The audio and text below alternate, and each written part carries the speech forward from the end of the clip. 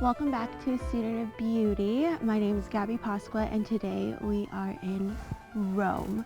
So it's been a while since we've been here, but we are back. Today we're just passing through, or for the weekend we've been passing through Rome. Does coming for the weekend count as passing through Rome? I don't know.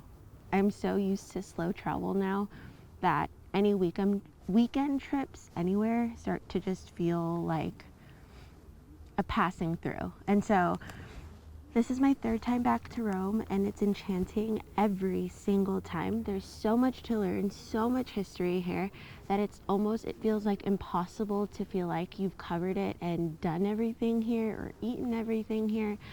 It's just one of the most incredible places. For those of you who don't know me, my name is Gabby Pasqua, and I am currently on a beauty journey around the world. We have been traveling for the last 3 years, and it's 2025, and since January of this year, we have been on the road with only 3 weeks in the US, and it has been an amazing ride. And so I decided to start this podcast to kind of share the musings, things that I've learned along the way, and to kind of use this as one part travel journey and travel diary. So let's title this episode, When in Rome. To anyone who's been here in Italy, and for those of you who have not yet, I just want to share an opinion that I have, and I just have to say, I'm a true believer that Italians were put on this earth to celebrate beauty during our human experience, from craft to culture to food to views to architecture to interior design to cosmetics to beauty. Everything across the board, every element that kind of gives you this really personalized human experience with yourself, with friends, with your lover, with your family, all of those things. I feel like Italy is just the place and the culture and the people that reminds us to celebrate beauty in all of its manifestations. And I think that that's one of my favorite findings of spending time in Italy, and I hands down wish I could spend more time here. So let's jump in. So as this podcast is called A Student of Beauty, let's share some fun facts you didn't know you needed, and I guess fun facts that I just learned along the way. Okay, so according to the National Association of Cosmetic Companies, 67% of makeup consumed in Europe is produced by Italian companies, with a 55% global reach. So when it comes to beauty manufacturers, from some of the top names, including some trendier brands, a lot of these brands are manufacturing here in Italy. Moving on to beauty nerd history facts. We all know that the first historical reference to cosmetics and perfumery really are traced back to the ancient Egyptians, where a lot of Egyptians were actually buried with their makeup boxes, and their jewelry and their makeup was also, put in their tombs with them. But did you know that the Greeks really leaned into natural products that were specific to hair, skin, and hygiene, and mainly used plant-based to help heal and protect from the sun, which is obvious to anyone who's ever spent time in Greece. And then moving on to Rome, and the ancient Romans were known to really lean into the medicinal complement to cosmetics, and so much so they are said to be the innovators and the beginning of artificial products, where they were the first to really create a hair removal product back in ancient Rome, and also known for face creams and face masks. Didn't know that. But also on a hair side, the Romans were also known to innovate and to utilize vegetable products to color hair. So if you didn't know, now you know. All right. And so since we're in Rome with St. Peter's Basilica right behind me, and it is a Jubilee year, I can't not leave out the Vatican's opinion on beauty. The Vatican's behind me. So although some may assume that the Catholic Church does not favor beauty or want to exalt it with women, I would like to say that that is an absolute myth. And here are some interesting facts. So beauty to Catholics are seen as a celebration of God and its majesty of love, of power, of goodness and creation and creativity.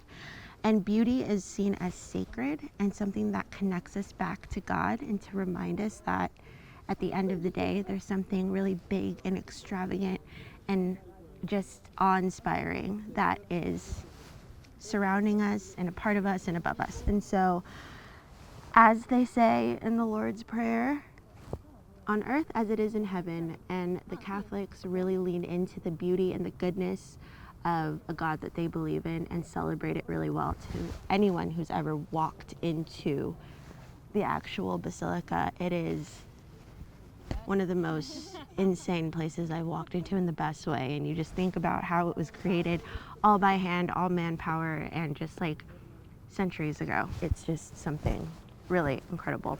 Also, so on the topic of actual like beauty standards, if you don't keep up with Vatican news, I don't either. In 2015, their Council for Culture suggested that women should be allowed to age naturally and actually do not endorse plastic surgery because they believe, and they stated that it can possibly create a yoke of a singular feminine model, which in turn backs up their beliefs that cosmetic procedures and the media's portrayal of women creates a unrealistic beauty standard. And so basically, long story short, the Vatican is like, be who you are, which in turn I think is beautiful. But as a partaker in slight plastic contemporary options, I also like to say, do what makes you feel good, because at the end of the day, we have to show up in the world, and whatever is going to allow us to show up as confidently, as happy, and as content as possible, why not, right?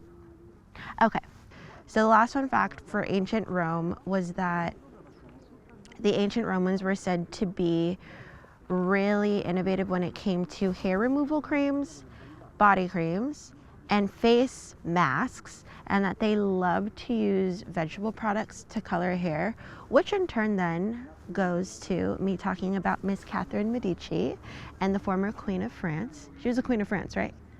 Catherine Medici left an impression with so many European courts, as she was known to be, how do I say, one of the original influencers who really influenced European courts to utilize cosmetic products and perfume and love to celebrate art and culture, but specifically was a beauty fanatic. And so Catherine Medici was a big beauty influencer of her time and persuaded a lot of European courts to utilize beauty products from face, body, hair to perfumery. And she was known to be the major influence in how Grasse, UNESCO's perfume capital of the world, how Grasse became Grasse today.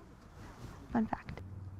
With that being said, I think that's all I had in my notes. That's all I had time for.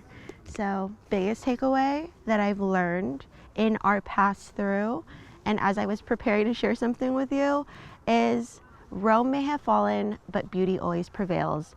And although the Romans in ancient Rome went down in history, literally and figuratively, they're still dominating in the European beauty market and 55% globally. So, okay, and I think that's it. Subscribe.